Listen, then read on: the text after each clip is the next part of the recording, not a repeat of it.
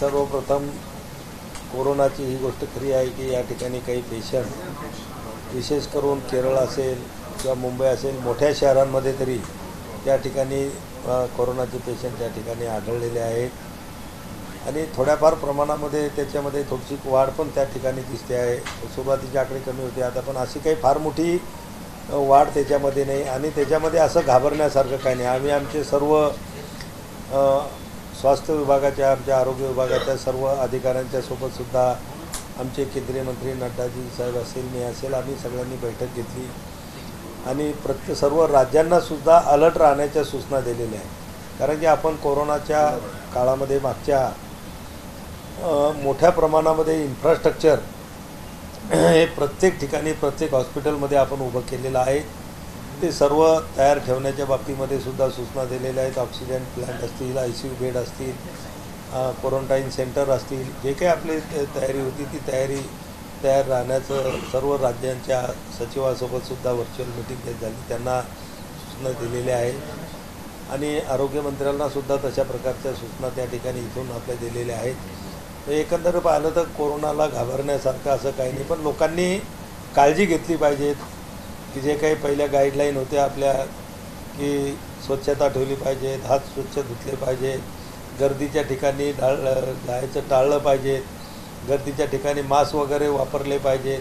ह्या ज्या काही त्या ठिकाणी गाईडलाईनच्या सूचना होत्या कोरोनाला प्रतिबंध करण्याच्या, तर त्या सूचनांचं जनतेने पालन करावं अशा प्रकारचे सुद्धा लोकांना आम्ही त्या ठिकाणी सांगतो आहोत. आपल्याही माध्यमातून आम्ही ते सांगतो आहे. हा कोरोना काही असा म्हणजे त्याचा म्हणजे डॉक्टर लोकांचं जे मत आहे की असा काही फारसा तीव्र ज्याला म्हणता येईल मागची जशी लाट आली होती आपली तिसरी लाट दुसरी लाटमध्ये जे काही त्या ठिकाणी प्रमाण तसं असं नाही आहे. पण तरी लोकांनी काळजी घ्यावी. विशेष करून ज्यांना BP असेल, डायबिटीज असेल, असे जे काही आजार आहेत ज्या लोकांना, तर त्या लोकांनी विशेष काळजी याच्यामध्ये घ्यावी एवढ्या सूचना दिल्या. सर, आंतरराष्ट्रीय योगा दिवस आहे, आंतरराष्ट्रीय योगा दिवस येणार आहे आणि आपल्या मंत्रालयाकडून जे आहे विशाखापट्टणम ही होस्ट सिटी मानली जाते जिथे मोठ्या प्रमाणावर हे साजरा केलं जातं. मंत्री आहात, तुमच्याच इंटरनॅशनल योगा डेची तयारी कशी सुरू? हे बघा, या अगोदर आदरणीय पंतप्रधान आपले नरेंद्र मोदी साहेबांनी युनोमध्ये याला आंतरराष्ट्रीय दर्जाचीला मान्यता घेतली आणि 21 जून हा जागतिक योगा दिवस म्हणून जवळपास 177पेक्षा जास्त देशांमध्ये साजरा केला जातो. आणि या वर्षीच्या या योगा डेला विशेष महत्त्व आम्ही दिलेलं आहे. तो म्हणजे याच्या अगोदर 10 जागतिक योगा दिवस आपण साजरे केलेले आहेत, हा 11वा आहे आणि म्हणून तो भव्य दिव्य प्रमाणामध्ये संपूर्ण भारत देशामध्ये व्हावा आणि म्हणून आम्ही सर्व मंत्रालयाशी संपर्क त्या ठिकाणी केला, बैठका घेतल्यात. सर्व सेक्रेटरी लोकांची सुद्धा मी स्वतः त्या ठिकाणी बैठक घेतली आणि सगळ्या विभागाला याच्यामध्ये आपण सहभागी करतो आहोत. सामान्य नागरिकांमध्ये सुद्धा मोठ्या प्रमाणामध्ये सोशल मीडिया असेल, प्रिंट मीडिया, आपल्या माध्यमातून इलेक्ट्रॉनिक मीडिया या सगळ्यांच्या माध्यमातून आम्ही लोकांना आवाहन करतो आहे की 21 जूनला या योगा महोत्सव म्हणून आपण साजरा करतो, त्याच्यामध्ये सहभागी व्हा. आणि हा योग दिवस काही एका दिवसाचा हा कार्यक्रम नाही, तर आपल्या जीवनामध्ये योगाला त्या ठिकाणी स्थान द्या. दररोज किमान 1 तास तरी आपल्या स्वतःसाठी योगाच्या माध्यमातून द्यावा असे सुद्धा आव्हान आम्ही त्या ठिकाणी करतो. या वर्षीचा जो 21 जूनचा योग दिवस आहे तो अतिशय भव्य दिव्य प्रमाणामध्ये होणार आहे आणि या वर्षीचा जो आम्ही योग दिवस साजरा करतो आहोत त्यासाठी माननीय प्रधानमंत्री मोदी साहेबांनी जे ठिकाण निवडलेलं आहे ते आंध्र प्रदेशमधलं विशाखापट्टणम या ठिकाणी आम्ही ते साजरा करत आहोत आणि त्याला नाव बी जे दिलेलं आहे त्या ठिकाणाला कार्यक्रमाला म्हणजे आंध्रमध्ये योगांध्रा म्हणून त्यांनी हे केलेलं आहे. आणि तिथल्या CM सोबत बोलणं झालं. तिथले जे सत्यकुमार यादव म्हणून तिथले जे काही आयुष विभाग ज्यांच्याकडे आहे स्वास्थ्य मंत्री आहेत त्यांच्याशी माझं आत्ताशी बोलणं झालेलं आहे की त्यांचं म्हणणं आहे की 5 लाख लोकांपेक्षा जास्त लोक मोदी साहेब ज्या ठिकाणी कार्यक्रम करणार आहेत त्या ठिकाणी तेवढी व्यवस्था वेगवेगळ्या ग्राउंडवर त्या ठिकाणी केलेली आहे. म्हणजे एकटे 5 लाख लोक तर त्या ठिकाणी राहणार आहेत आणि जवळपास देशभरामध्ये 1 लाखापेक्षा जास्त मोठे इव्हेंट, छोटे तर खूप होतील म्हणजे ग्रामपंचायतपासून आमची तयारी आहे. इव्हन कृषी विभागाला सुद्धा आम्ही सांगितलं. त्या दिवशी आमचे कृषी मंत्री म्हणजे त्यांनी सांगितलं की आम्ही अनेक शेतकऱ्यांना घेऊन शेतामध्ये सुद्धा आम्ही योग त्या दिवशी सकाळी त्या ठिकाणी करू. आमच्या स्वास्थ्य विभागाचे जे काही कर्मचारी आहेत, आशा वर्कर आहेत, त्याच्यानंतर आमच्या ANM आहेत, गाव पातळीवर काम करणारे आहेत, प्रायमरी स्कूल असतील, मिडल स्कूल असतील, त्या सगळ्या ठिकाणी नगरपालिका, महानगरपालिका, सगळे शासकीय कार्यालय, सगळ्यांना तशा सूचना या ठिकाणाहून आमच्या प्रत्येक राज्याच्या त्या विभागाच्या सेक्रेटरीला गेलेल्या आहेत. त्यामुळं हा इव्हेंट म्हणजे न भूतो न भविष्यती अशा प्रकारचा इव्हेंट करण्याचा आमचा एकंदर आयुष विभागाचा प्रयत्न त्या ठिकाणी चालू आहे. आणि याच्यासाठी आम्ही 100 दिवस अगोदरपासून काउंटडाऊन कार्यक्रम सुरू केला होता. आणि देशातल्या वेगवेगळ्या 4 ठिकाणी मोठे इव्हेंटसुद्धा आम्ही याच्या अगोदर केले. 100 दिवस अगोदरवाला जो इव्हेंट होता तो आपल्या दिल्लीमध्ये झाला, तो थोडा सुरुवातीचा होता. त्याच्यानंतर 75 दिवस अगोदरचा जो इव्हेंट झाला तो भुवनेश्वरला जवळपास 7-8 हजार लोक त्या ठिकाणी योगा करायला होते एकाच ग्राउंडवर.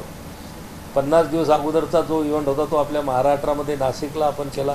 त्याला 10,000पेक्षा जास्त लोक ते गोदावरीच्या तीरावर आपण तो केला. इतकी सुंदर जागा होती, त्या ठिकाणी झाला. आणि 25 दिवस अगोदरचा जो कार्यक्रम होता तो पाँडेचेरीमध्ये अगदी एकदम सी फेसला त्या ठिकाणी केला. तर तोही ठिकाण अतिशय चांगलं निवडलं होतं. तिथेही जवळपास 5-6 हजार लोक पाँडेचेरीमध्ये सुद्धा त्या याला होतं. म्हणजे लोकांमध्ये उत्साह आहे, लोकांमध्ये आवड आहे. आणि यावर्षी खरोखर म्हणजे अगदी म्हणजे मोदीजींनी जो काही मंत्र दिला की हर घर योगा, मला वाटते आता योगा हर घरपर्यंत त्या ठिकाणी पोहोचलेला आहे. सगळं स्तरातील लोकसुद्धा याच्यामध्ये सहभागी होते. स्थानिक स्वराज्य संस्थांच्या निवडणुका डोळ्यासमोर ठेवून येत्या पावसाळी अधिवेशनापूर्वी काही खासदार ठाकरे गटातले तुमच्या पक्षात येतील याची पुन्हा एकदा चर्चा चालू झाली. 5 खासदार संपर्कात आहेत, कारण पक्षांतर बदलीच्या कायद्यासाठी तुमच्या पक्षाला एकाच खासदाराची गरज आहे. ऑपरेशन टायगर पूर्ण होणार काय? हे बघा, ऑपरेशन टायगर हे सुरू आहे. तुम्ही पाहत असाल दररोज उभाटा गट असेल किंवा राष्ट्रवादी SP असेल, याच्यातले अनेक जिल्हा पातळीवरले आणि मोठमोठे माजी आमदार, खासदार हे सगळे लोक आज या ठिकाणी प्रवेश करत आहेत दररोज.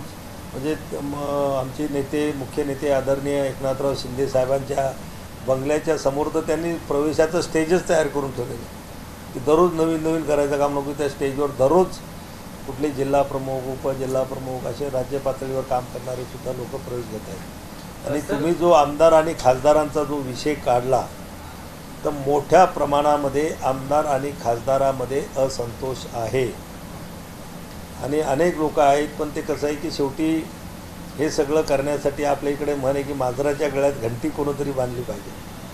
नक्कीच कोणी ना कोणी घंटी बांधणारा त्या ठिकाणी पुढे येईल. खासदारही संपर्कात आहेत आणि अनेक आमदारसुद्धा संपर्कात आहेत. आणि ऑपरेशन टायगर आमचं सुरू आहे. या सगळ्यांचा प्रवेश करूनच ते ऑपरेशन टायगर पूर्ण. पण हा तुमचा दावा असताना गिरीश महाजन असं म्हणतायत म्हणजे शिवसेनेतल्या तुमच्या पक्षातले काही खासदार हे भाजपमध्ये जायच्या तयारीत आहेत, आणि दुसरीकडे महाराष्ट्रातले जवळपास 20 आमदार हे गिरीश महाजनांनी आपल्या ताब्यात ठेवलेले आहेत, ज्यांना भाजपमध्ये प्रवेश करायचा, असा दावा संजय राऊत करतायत. हे बा, संजय राऊत सारखा सकाळचा भोंगा झाला म्हणून सगळे म्हणतात. तो काही उठसूट फालतू आरोप करतो आणि त्याच्यावर म्हणजे त्यानं सकाळी एक आरोप करून जायचं, दिवसभर आम्ही त्याला एक्सप्लेनेशन किंवा त्याला उत्तरं देत बसायचं. तर अशा या वात्रटपणाच्या नादी लागणं काही बरोबर नाही. हे बघा, भारतीय जनता पक्ष असेल, शिवसेना आणि राष्ट्रवादी, अजितदादा, या सगळ्यांचा समन्वय चांगला आहे. इवन तुम्ही बघत असाल की रोजच्या प्रवेशामधले कोणी भाजपमधलं शिवसेनेमध्ये येत नाही, किंवा शिवसेनेचं कोणी भाजपमध्ये चाललेलं नाही, किंवा राष्ट्रवादीतून कोणी येत नाही. हा विषयच नाही. पण हा काहीतरी मीडियाला एखादा विषय द्यायला आणि लोकांची करमणूक करायला दिवसभर काहीतरी लागतं म्हणून तो सकाळची एक करमणुकीचं साधन म्हणून तो काहीतरी एखादा वात्रटसारखा आरोप संजय राऊत त्या ठिकाणी करतात आणि सगळ्याला तर दिवसभर मनोरंजन करतात. राज्याच्या निवडणुकांपूर्वी दोन्ही ठाकरे एकत्र येतील अशी एक चर्चा सध्या राज्याच्या राजकारणात आहे. दुसरी जी फळी म्हणजे आदित्य ठाकरे असतील किंवा तिकडे अमित ठाकरे असतील, त्यांच्याकडून अप्रत्यक्षपणे दुजोरा दिला जातोय सध्या. हे बघा, तो त्यांचा थोडक्यात म्हणजे घरगुती विषय आहे. ते एकत्र येतील नाही येतील ते दोघं भाऊ त्या ठिकाणी ठरवतील. पण एक आश्चर्य वाटतं की ज्या लोकांमुळं राजसाहेबांना बाहेर जावं लागलं, ज्या लोकांच्या गाड्या मनसेच्या कार्यकर्त्यांनी त्यावेळेस त्या ठिकाणी जाळल्यात, अनेक ठिकाणी त्यांच्याबद्दल त्या ठिकाणी अनेक वक्तव्य त्या ठिकाणी झालेत आणि तेच लोक आज टाळी देण्याचा प्रयत्न त्या ठिकाणी करतात. आता ते कितपत कोणाला मान्य होते, पण त्याच्यात एक दुसरा पण विरोधाभास आहे की आज उभाटा गटानं 100% हिंदुत्व सोडून दिलेलं आहे आणि सर्व तुम्ही पाहत असाल. आता ऑपरेशन सिंदूरवर सुद्धा त्यांचे अनेक स्टेटमेंट पाकधार्जिणे होते आणि मधल्या काळामध्ये राजसाहेबांनी जाहीर केलं होतं की आम्ही कट्टर हिंदुत्ववादाचा पुरस्कार आम्ही त्या ठिकाणी स्वीकारलेला आहे. तर याची सांगड ते कशी घालतायत. तिसरी गोष्ट, मविवामध्ये काँग्रेस आहे, त्याला असा प्रांतीय पक्ष किंवा प्रांतीय लोकांना घेऊन चालणारा पक्ष आणि परप्रांतीयाला त्रास देण्यात ज्या लोकांनी मागच्या काळामध्ये काही गोष्टी घडलेल्या आहेत ते काँग्रेसला किती सोबत घ्यायला पटतं. म्हणजे त्या ठिकाणी हे सगळं मविवामधलं वातावरण जे आहे ते अतिशय म्हणजे विस्कळीत झालेलं वातावरण आहे आणि म्हणून मला नाही वाटत त्याच्यामध्ये काय होईल. पण शेवटी निवडणूक आहेत, राजकारणासाठी सत्तेसाठी अनेक पर्याय त्या ठिकाणी पुढे येतात, त्यातले काही स्वीकारत असतात लोक. पण एकंदरीत जर पाहिलं तरी ह्या ज्या काही मागच्या काळातल्या भूतकाळाकडे जर पाहिलं तर ह्या सगळ्या गोष्टी कशा जोडून ते दोघं आणू शकतात आता ते दोघांनाच ते पाहिजे. शेंडी जाणवायचं हिंदुत्व नाही आमचं असं म्हटलेलं उद्धव ठाकरेंनी, तुम्ही म्हणताय हिंदुत्व सोडलं. हे बघा, उद्धव ठाकरेने काय म्हटलं त्याच्यापेक्षा बाळासाहेबसुद्धा हेच म्हणत होते आणि म्हणून बाळासाहेबांचं जे हिंदुत्व संपूर्ण देशानं नाही जगाने एक कट्टर हिंदुत्ववादी नेता म्हणून त्यांना मान्यता दिली होती. हिंदू हृदय सम्राट हे नाव, हे शब्द बिरुद त्यांच्या नावामागं लागलं जात होतं. आज नुसतं हिंदू हृदय सम्राट म्हणलं तर कोणाला पुढं बाळासाहेब ठाकरे म्हणून नाव सांगावं लागत नाही. लोकांना कळतं की हिंदू हृदय सम्राट एकच होते, एकच होऊन गेलेत आणि ते होते बाळासाहेब ठाकरे. आणि म्हणून बाळासाहेबांचे काही वाक्य तोंडी घेऊन आम्ही हिंदुत्ववादी हे दाखवायचा प्रयत्न कोणी केला तर जनता एवढी नासमज नाही आहे. जनतेला सगळं कळतं की सगळा पाकधार्जिना आणि मुस्लिम धार्जिना प्रोग्राम उभाटा गटाचा सुरू आहे. सर, मागच्या अधिवेशनात पण आपण बघितलेलं तुमच्या इथे डिनर डिप्लोमसी सारखं आपल्याला दिसलेलं. ऑपरेशन टायगर बद्दल चर्चा सुरू होती. खासदारांमध्ये ऑपरेशन टायगर हे आता परत जे आहे पावसाळी अधिवेशनाच्या पहिले संपणार आहे का? खासदारांमध्ये मी ते विचारतो. हे बघा, मी तुम्हाला अगोदर सांगितलं की मोठ्या प्रमाणामध्ये खासदार आणि मोठ्या प्रमाणामध्ये आमदारसुद्धा उभाटा गटाचे नाराज आहेत आणि पोळा कधी फुटतो याची फक्त लोक वाट पाहत आहेत. ज्या दिवशी पोळा फुटेल त्या दिवशी उभाटा गट तुम्हाला रिकामा झालेला दिसेल, एवढं मात्र मी तुम्हाला नाही सांगू. आम्ही ज्या दिवशी मुहूर्त निघेल त्या दिवशी सांगू आणि सांगून मुहूर्त निघणार नाही. आपल्याला माहिती आहे की मागच्या वेळेस आम्ही सुद्धा काही मुहूर्त सांगून बाहेर निघालेलो नाही. मागच्या वेळी तुमच्या घरी डिनर डिप्लोमसी झाली, लोक साधे तुमच्याकडे खासदार लोक जेवायला आले, त्याच्यानंतर आदित्य ठाकरे या ठिकाणी आले. कोणाच्या घरी जेवायला जायचं हे आता विचारून जावं लागणार असं खासदारांना म्हणावं लागलं. तर यावेळेस पण तसं काही होईल का? काय बघा, आमदार आणि खासदार जे नाराज आहेत त्यातला हा एक महत्त्वाचा मुद्दा आहे जो तुम्ही सांगितला. आज बघा, अनेक लोकांचे संबंध असतात आणि आपल्या हिंदू धर्मामध्ये आणि हिंदू संस्कृतीमध्ये काही संकेत आहेत की आपण जसं म्हणतो मरणाधारी, तोरणाधारी, जेवणाचं निमंत्रण असेल, पंक्ती असेल, कार्यक्रम असेल, तर याच्यामध्ये राजकारण आणायला नको आणि नको तिथं संजय राऊत असेल, उद्धवसाहेब असतील, हे राजकारण आणतात, आदित्य ठाकरे असेल आणि यालाही लोक कंटाळलेले. हे त्यांच्या पदाचे लोकप्रतिनिधी जरी असेल तर त्यांचे गुलाम नाही आहेत आणि त्यांनी बाळासाहेबांनी शिकवलेला स्वाभिमान हा कधी ना कधी उसळून येतो आणि तो येईल आणि हे जे तुम्ही म्हणता ऑपरेशन टायगर पूर्ण होईल. त्यातली एका खासदाराचं असं म्हणणं होतं, कधी माझ्या वाढदिवसाला फोन नाही केला, पण मी प्रतापरावांच्या घरी जेवायला गेलो, तो का जेवायला गेला हे विचारण्यासाठी फोन केला. आता मी तुम्हाला ते सांगितलं ना की हे लोक नाराज काय त्याचं हे कारण आहे. तुम्ही उमेदवारी तुमच्या पक्षाची दिली तर तुम्ही काही फक्त तुमची उमेदवारी दिली म्हणून ते निवडून येतात असं थोडं होतं काही. त्याचं स्वतःचं कर्तृत्व असतं, त्यांचा संपर्क असतो, त्यांची जनमानसामध्ये असलेली प्रतिमा, ह्या सगळ्या गोष्टी मिळून त्या पक्षावर लोक निवडून येतात. नाही तर मग त्यांनी जेवढे तिकीटं दिले तेवढे निवडून आले असते लोक. आणि म्हणून त्यांना तुम्ही गुलामासारखं वागवणं, त्यांच्यामुळंच हे आमदार, खासदार आणि त्यांचे लोकप्रतिनिधी कंटाळतात. आता कालचा नाशिकचा प्रकार तुमच्या मीडियातून आम्ही पाहिला. कोणी फक्त मुख्यमंत्र्याला भेटलं म्हणून त्याची पक्षातून हकालपट्टी आता हा राज्याचा मुख्यमंत्री आहे, तो कोणा एका पक्षाचा नसतो, तो जनतेचा असतो आणि कामासाठी अनेक लोकांना त्यांच्याकडे जावं लागतं. मग हे का भेटले? यांनीसुद्धा फडणवीस साहेबांना पुष्पगुच्छ दिलेला आहे. तर मग पहिली कारवाई उद्धव साहेबांवरून आदित्य ठाकरेवर व्हायला पाहिजे होती. हे दोघं जाऊन भेटले होते मुख्यमंत्री झाल्यानंतर. आपणही आपल्याच माध्यमातून आम्ही बघितलं. मग यांना सगळ्यांना भेटायला चालतं आणि खालच्या लोकांना मात्र त्या ठिकाणी बंधनं घातली जातात. त्याच्यामुळंच ही जी काही हुकुमशाहीची जी पद्धती आहे आणि लोकांना घर कामावरल्या गड्यासारखं लोकप्रतिनिधींना आणि पक्षातल्या पदाधिकाऱ्यांना जे वापरलं जातं त्याच्यामुळंच मोठा असंतोष त्या पक्षामध्ये आहे. त्यांनी खासदारांना असं सांगितलं, तुम्ही शिंदेकडे जाऊ नका, आपणच थेट भाजप सोबत जाणार आहोत, त्यामुळे थोड्या वेळ थांबा. यायला पाहिजे त्यांनी. खरं तर त्यांचं जर हिंदुत्ववादी विचार असतील, त्यांना जसं भारतानं बाळासाहेबांनी पाकिस्तानवर कधीच प्रेम दाखवलं नाही, त्यांनी तर पाकिस्तानच्या प्रत्येक वेळेस त्या ठिकाणी तिरस्कार केला की पाकिस्तान हा आपला शत्रू राष्ट्र म्हणून नेहमी डोळ्यासमोर ते ठेवायचे, वागताना आणि बोलतानासुद्धा. आणि म्हणून आता त्यांनीसुद्धा जर एवढं मोठं सिंदूर ऑपरेशन झालं, पाकिस्तानवर एवढा मोठा आपण विजय केला, पाकिस्तानला आपण 22 मिनिटामध्ये त्या ठिकाणी लोटांगण घालायला भाग पाडलं, तर अशा वेळेस मला वाटतं त्यांनी बिनशर्त यायला पाहिजेत. भाजपसोबत आले तरी त्यांचं स्वागत आहे.